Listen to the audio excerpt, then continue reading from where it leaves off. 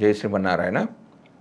జ్ఞానానందవయం దేవం నిర్మలా స్ఫటికాకృతిం ఆధారం సర్వవిద్యానాం హయగ్రీవం పాస్పయ ఆపదాపహర్తారం ధాతారం సర్వసంపదాం లోకాభిరామం శ్రీరామం భూయో భూయో నమామ్యం. మనము ఈ వీడియోలో సెప్టెంబర్ నెల ద్వాదశ రాశుల వారి యొక్క ఫలితాల గురించి మనం తెలుసుకుందాం.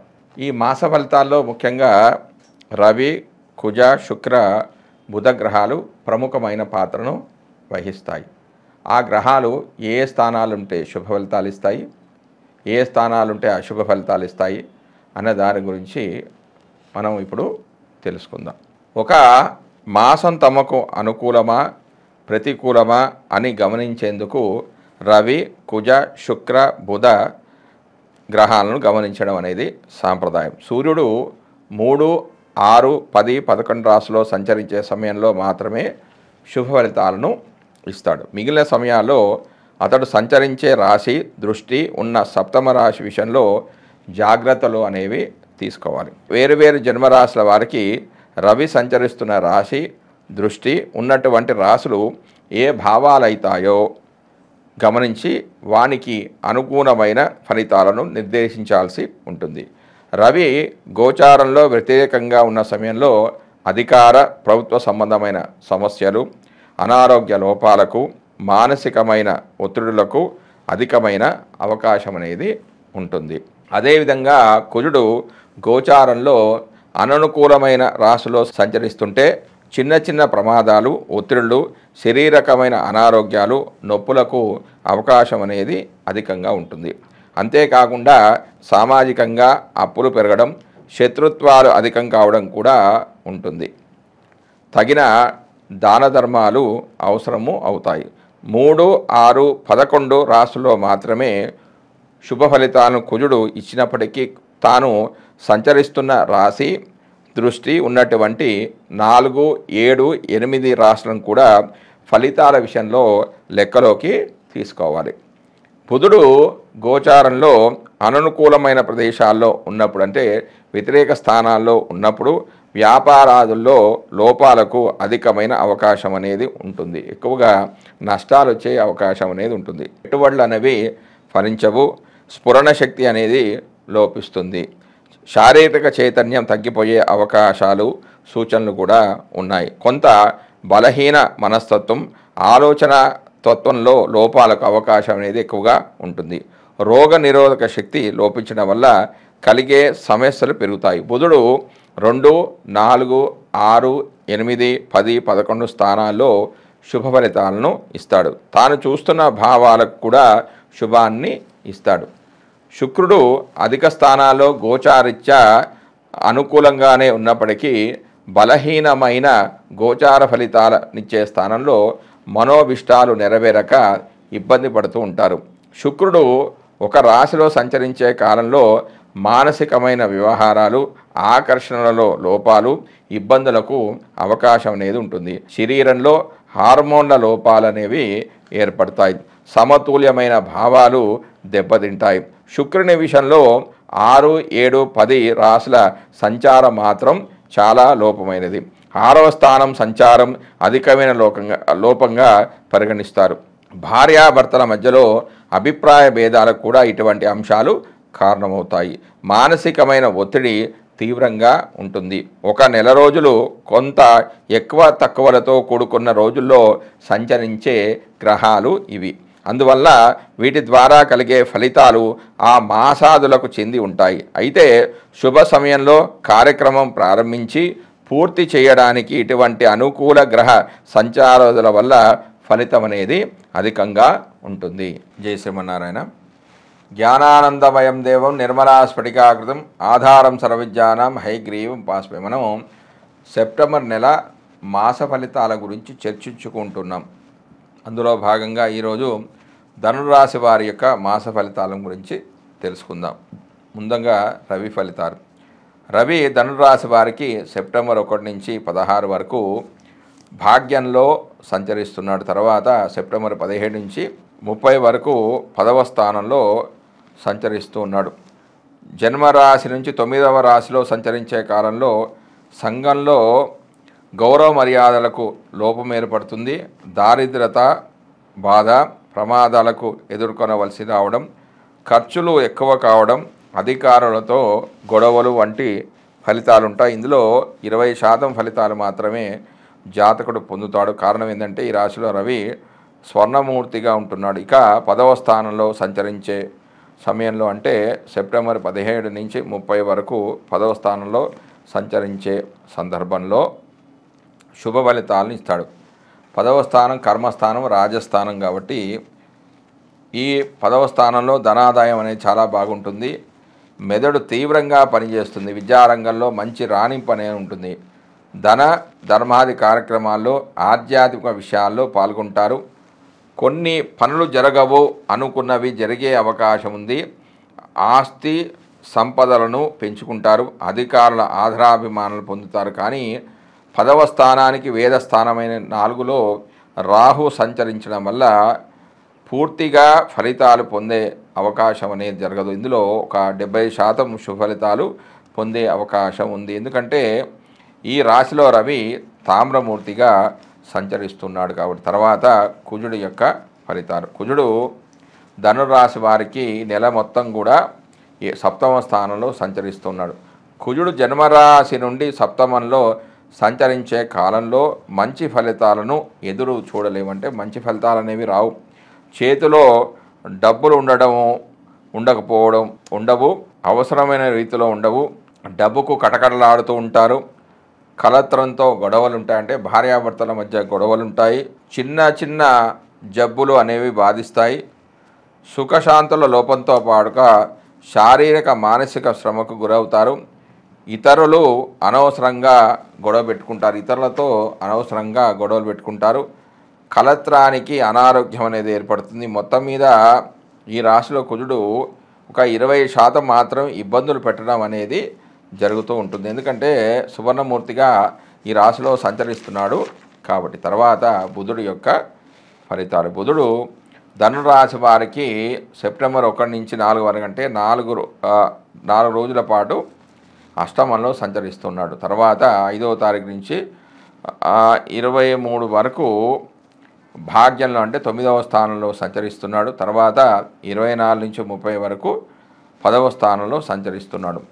అష్టమంలో సంచరించే కాలంలో కొంచెం మానసిక, శారీరక, భౌతిక సుఖాలకు లోటు అనేది ఉండదు. లాభకరమైన దూర ప్రయాణాలు అనేవి ఉంటాయి. అంటే 8వ స్థానంలో శుభ ఫలితాలు ఇస్తాడు. ఉద్యోగాభివృద్ధి అనేది ఉంటుంది. అంటే ఈ 4 రోజుల పాటు జరిగే శుభ ఫలితాల్లో కేవలం ఒక 20% మాత్రమే శుభ ఫలితాలను జాతకుడు పొందుతాడు. ఇక 9వ స్థానంలో సంచరించే సమయంలో కొంచెం ఆటంకాలు అనేవి ఏర్పడతాయి. సోమరితనం, బద్ధకం అనేది ఏర్పడుతుంది. అశుభ ఫలితాలు అనేవి ఎక్కువగా పొందుతాడు.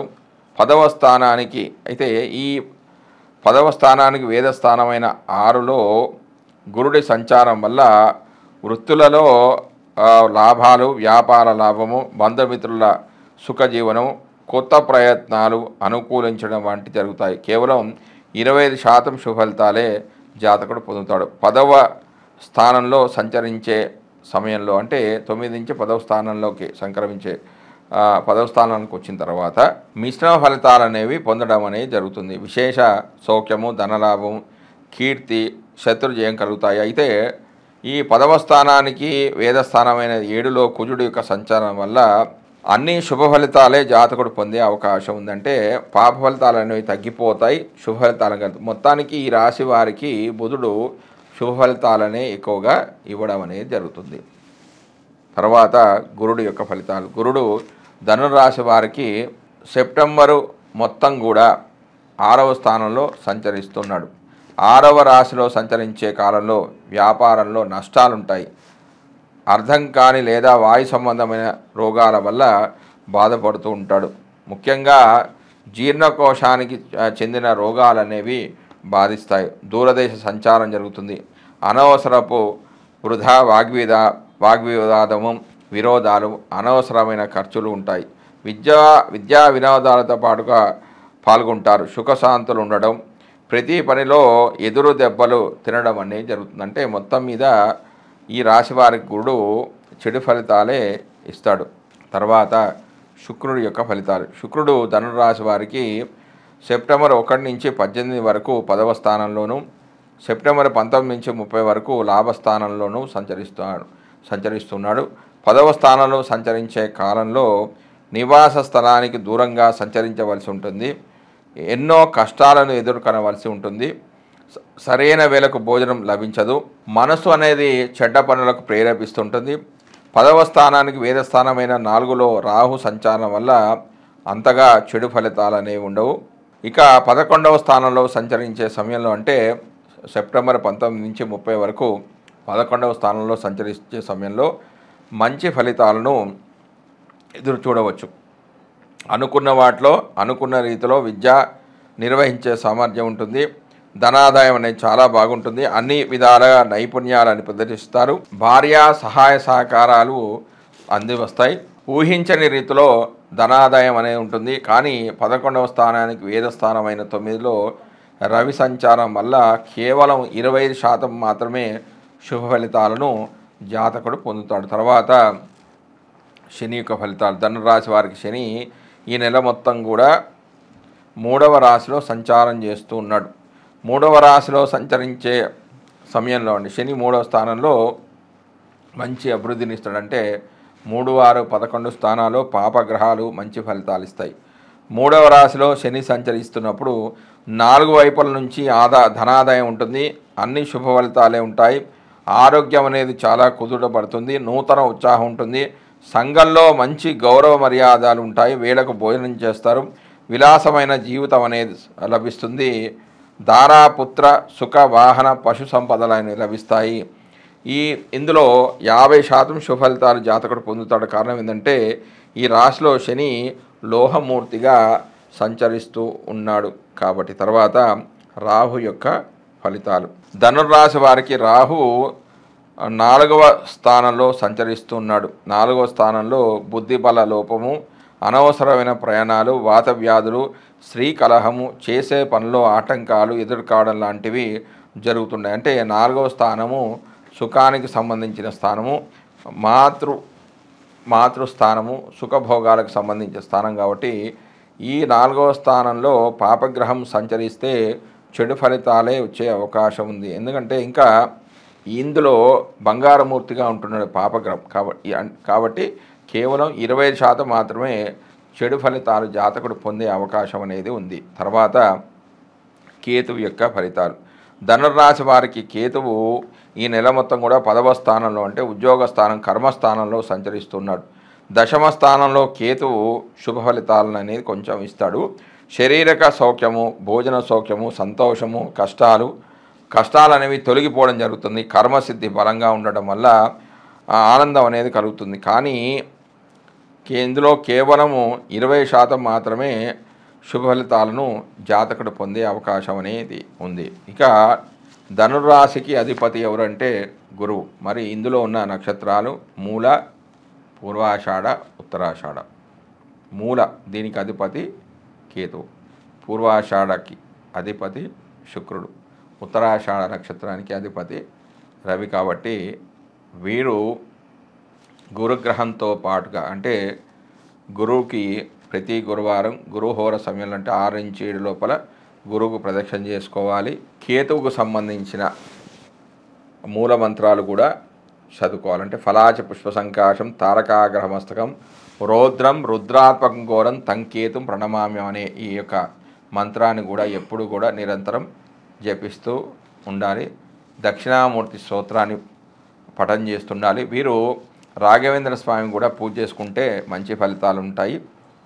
మరియు ఇంకా మూల, పూర్వాషాఢ నక్షత్రము శుక్రుడికి సంబంధించింది కాబట్టి వీరు శుక్రుడికి సంబంధించిన లక్ష్మీ అష్టోత్తర నామాన్ని పఠనం చేసుకున్న శుక్రవారం రోజున నానబెట్టిన బొబ్బర్లు ఆవుకు తినిపించినా కూడా మంచి ఫలితాలు అనేవి ఉంటాయి. ఈ శుక్రవారం రోజున పట్టు వస్త్రాలు ధరిస్తే చాలా మంచిది. మరియు శుభకార్యాల్లో పాల్గొనడం, వివాహానికి సంబంధించిన వస్తువులు అంటే కుంకుమ కానీ, పసుపు కానీ, గాజులు కానీ, వివాహానికి సంబంధించిన వస్తువులు దానం చేసినా కూడా మంచి ఫలితాలు అనేవి ఉంటాయి. మరియు ఇందులో ఉన్న ఇంకో నక్షత్రం ఉత్తరాషాఢ. ఉత్తరా నక్షత్రం ఎవరిదంటే రవికి సంబంధించింది కాబట్టి రవికి సంబంధించిన ఆదిత్య ఉదయ పారాయణం చేసుకోవడం, రవికి సంబంధించిన ధ్యాన శ్లోకాన్ని పఠించడము, ఆదివారం రోజున గోధుమ పిండిని దానం చేయడం, అంటే ఎవరికైతే లేదో